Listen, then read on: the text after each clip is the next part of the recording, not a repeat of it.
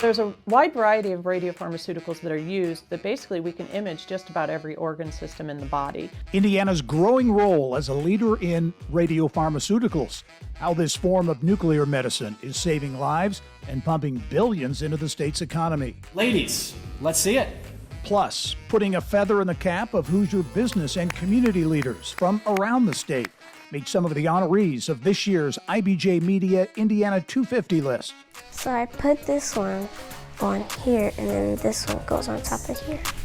Oh no, I messed it up. And IU, showcasing a new strategy involving pizza and chips to get kids interested in STEM. Inside Indiana Business is next.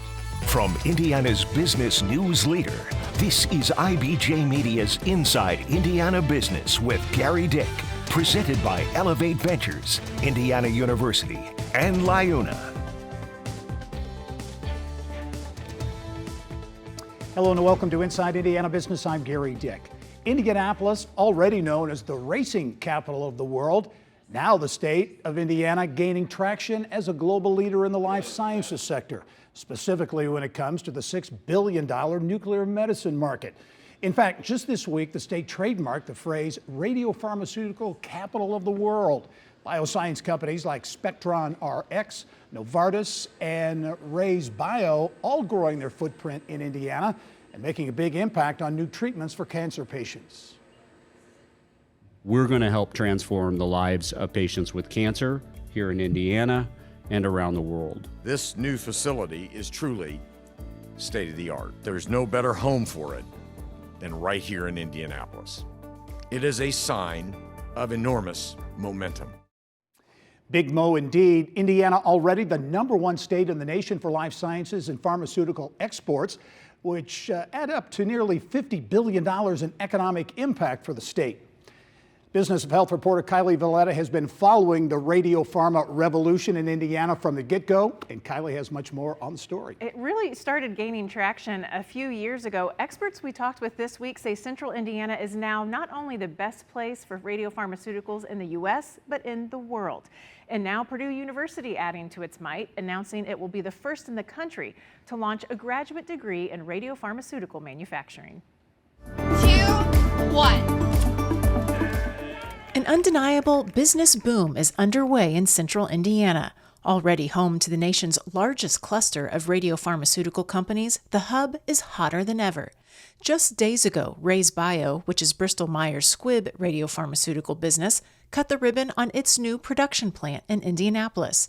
Novartis, which opened its Indy manufacturing facility just 2 years ago, is already expanding, adding an additional plant to the campus. It's a level of growth surprising even those in the industry. If I was to try to predict this 5 years ago, no way. It wasn't even on the radar. It's been pretty amazing. Radiopharmaceuticals are the newest frontier in cancer treatment. Traditional radiation therapy can damage surrounding healthy tissue near the tumor, but radiopharmaceuticals are much more precise. Radioactive atoms are attached to another molecule that takes the radioactivity directly to the tumor to destroy only the cancer cells, protecting healthy tissue. Each radioactive drug must reach the patient in less than 5 days from the moment it's made, so the FedEx hub in Indy, the second largest in the world, is a major advantage. And Purdue, home to the largest nuclear medicine pharmacy program in the nation. As we watch the number of drugs that are in the pipeline and that are coming to market in the next few years, it's just going to continually increase the need for those pharmacists. Purdue, now the first in the U.S. to launch a graduate degree for radiopharmaceutical manufacturing. We're looking at a huge increase in the number of doses with these theranostic agents that we are seeing hitting in the market. So we will definitely need to have more and more trained folks in this space. Purdue tapped Indianapolis-based contract manufacturer SpectronRx to partner on the degree. Having that master's degree is really important for the industry as a whole, just because that training, once again, is something that's very important and lacking in our field. As part of the new graduate program, Spectron is creating a training center at its plant. complete with clean rooms and quality control equipment. Students will also learn how to respond to a spill. In the nuclear medicine world, that's likely just 1 or 2 atoms. You really don't want to mock up a spill in your active facility. So this is in this training facility, this practice facility, that's probably one of the most interesting things that we can do is mock up that spill and then teach people how to react to that spill. The $6 billion nuclear medicine market is expected to more than triple in the next 7 years, with Indiana at the epicenter. No way I even would have seen this, 2 years ago where we're at today. So I can only imagine that with the success we're seeing and the patient life we're improving or extending, that this is only going to grow more. And Indianapolis is a perfect location for that. Indiana showing its might in medicine's next frontier. Fascinating story, Kylie. And back to the whole trademarking of Radiopharmaceutical Capital. Right. What's Indiana, what's the state going to do with that? Well, so BioCrossroads led that push, which is the state's life sciences initiative. And they said this sector is moving so fast. It's really about Indiana staking its claim first. And it gives Indiana a competitive edge in a very competitive market, which helps attract investment, talent. So it's really just about helping leverage what we have here and giving it an official title. Thanks for being on top of it. We'll talk to you Always. soon. Well, if you are going to land on a list, IBJ Media's Indiana 250 would be a good one to shoot for. This week, IBJ Media unveiled the cream of the crop in Indiana business, government, philanthropy, and the arts. The annual Indiana 250 list showcasing Indiana leaders from across the state, considered a badge of honor for them. You're going to hear from some of the IBJ 250 honorees throughout this week's show. And IBJ Media CEO Nate Feldman will join us later in the show to add more perspective on what the 250 list is all about. When we come back, boom is the new battle cry in Noblesville. The city's new NBA G League team, the Noblesville Boom, a major part of the plan for the city's new $93 million multi-purpose arena. We get a first look inside and explore the potential economic impact on the region. That's next.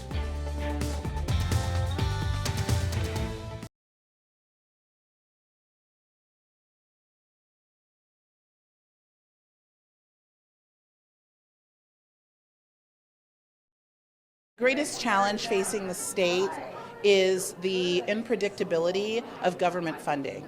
Nonprofit sector employs 1 in 10 Hoosiers and generates $77 billion annually. We're the platform on which the economy sits. We provide workforce training, we offer child care, we even ensure that we have healthy communities. Without quality partnerships, the state's economy is at risk. I think our greatest challenge is to continue to find ways to grow our population, not only here in central Indiana, but across the entire state of Indiana. And we're going to have to find ways to continue to invest to make this an attractive place to grow, raise families, and live. And I think that's going to be the thing that's going to hold us back from the growth I think we all expect and want here in Indiana. Two Hoosier CEOs, Claudia Cummings from the Indiana Philanthropy Institute and Jim Ryan at Old National Bank, with thoughts on some of the biggest challenges facing the state. They're among several of the IBJ Indiana 250 honorees we'll be highlighting throughout this week's show.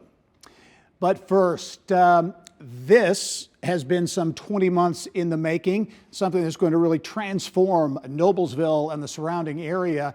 It is the arena at Innovation Mile, and it's about to open. And this week, we got a first look inside at another game changer for Hamilton County.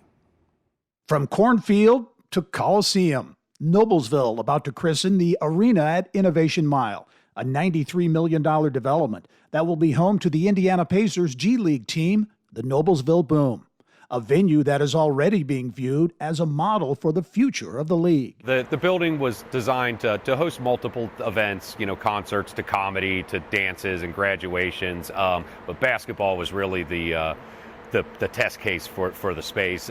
For a basketball game, we can host right under 3,500 people, but we can get up to around 5,000 for a concert, and then can kind of go up and down depending on the different events. So cheerleading to gymnastics to potentially boxing or wrestling and really anything else you can imagine we're going to try to put in here. From basketball to business, city leaders expect the new arena to deliver wins, both on and off the court. An economic impact study suggests the arena at Innovation Mile will generate more than $2 billion in new spending over a 30-year period. It's part of an emerging technology hub, dubbed Innovation Mile, a $150 million, 600-acre mix of innovation-based businesses, retail, residential, and recreation space just off I-69 near Ruoff Music Center. Noblesville Mayor Chris Jensen says it will be the new front door for Hamilton County's oldest city. Our downtown in Noblesville, we have really a hallmark town square, Courthouse Square, and that's really been our bread and butter. It's what a lot of people think of when they think of Noblesville. But I would think of, as we look to the future, a lot of folks, that exit 210 area is going to be the front door to Hamilton County, to Central Indiana, and to Noblesville. You saw 7 million visitors visit Hamilton Town Center last year alone. So that is quickly becoming the front door. This is really a catalyst for that whole eastern corridor in our community. And again, I think as we look as a state to the future, we've got to be in the game when it comes to life sciences and medical devices and advanced manufacturing. And this arena is going to anchor that area that helps drive our economy of the state of the future. The first official event at the arena, Noblesville Mayor Chris Jensen's State of the City address, August 8th. Here's what's making news around Indiana, brought to you by the Indiana Association of Realtors. Indiana's 21,000 realtors, the neighbors you know, the experts you can count on. And we begin this week in Southwest Indiana, where CountryMark is celebrating the completion of a $100 million expansion in Mount Vernon. It is the single largest investment in the company's history. The money went to improvements for the company's diesel fuel production operation. CountryMark says fuel quality will be improved and production can increase. They're also working with soybean farmers in Indiana to make co-processed renewable diesel. Big companies, small companies, people that are worried about the environment are trying to reduce their carbon footprint. And so that's really the big driver on implementing more renewable fuels. The co-processing for renewable diesel should start in September. Well, this week, the first of nearly 200 large concrete beams were delivered for the next phase of the I-69 Ohio River Crossing Project in Evansville. Section 3 of the project focuses on the approach roadways and bridges that will provide access to the river, where a new bridge will eventually be built. The Greater Kokomo Economic Development Alliance is launching a marketing and branding initiative for small businesses. The year-long Level Up Business Branding Program will provide professional marketing tools and mentorship to help companies grow. In addition to community partners, the program is designed to create a sense of community among participants. Funding for Level Up comes from a $40,000 Indiana Economic Development grant. We can provide a very on-demand, intentional, one-on-one dedicated marketing and branding opportunity that's so broadly needed in our business base. The program kicked off this week, and a committee will select 1 or 2 businesses each month to participate. For details, you can check out the story we have at InsideIndianaBusiness.com. And we'll be right back.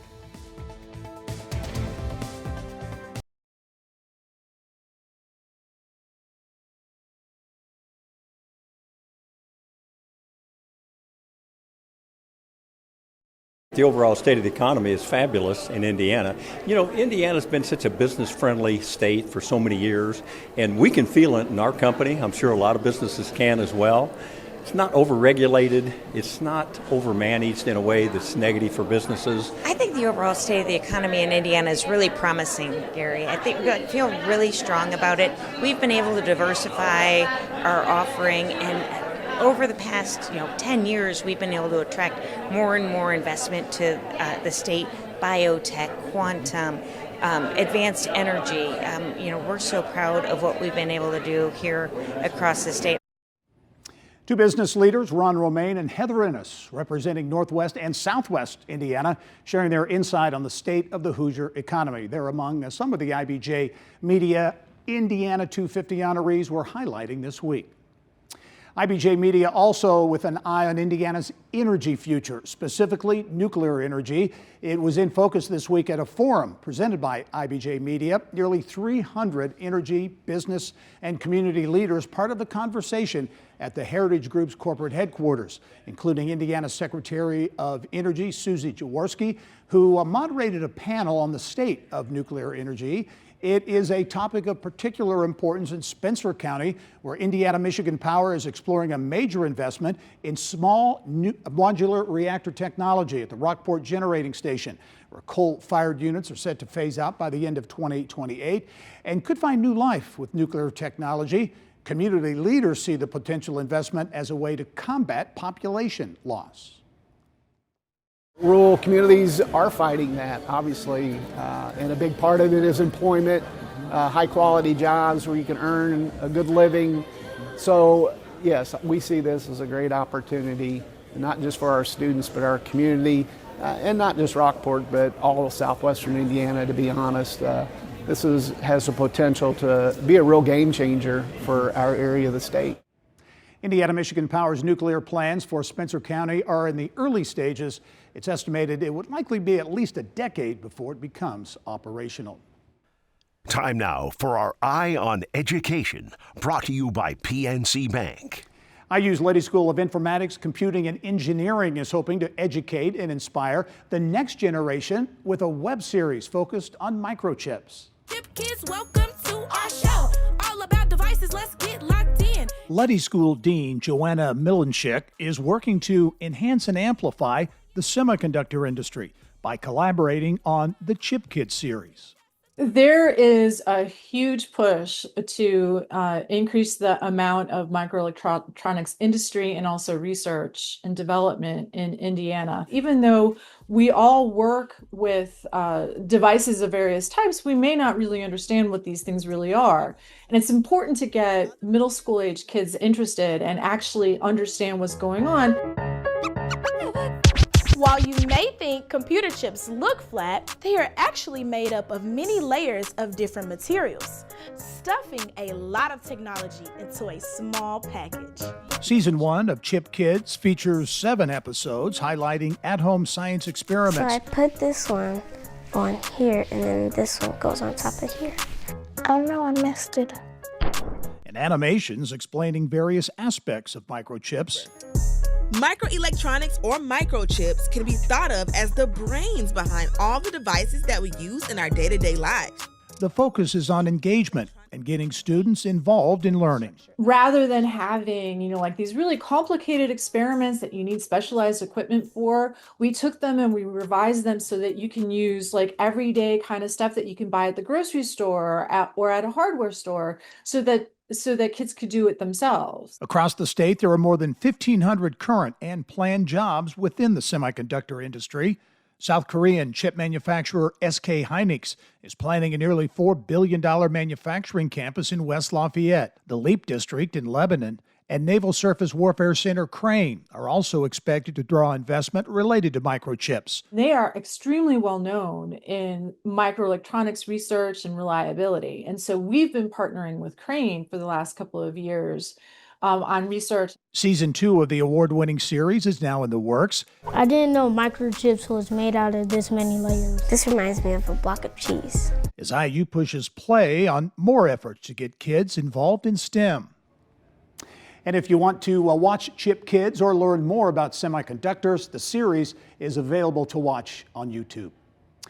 Coming up next, we wrap up our special coverage honoring the 2025 class of IBJ Media's Indiana 250, what showcasing the best and brightest leaders in Indiana means for business in the state. This opportunity right now is to fix the child care crisis. It would create a huge economic boom for the employees, the opportunities that these people have. Right now you have a lot of couples that can't afford to choose between work or stay at home. I think the greatest opportunity in the state of Indiana is not going to come from the boardroom, it's not going to come from the State House. It's what's going on in the high schools with the new NCAP program. We're actually taking students, giving them career skills, whether completing a high school degree, and building the workforce that's desperately needed here in the state of Indiana for our future growth.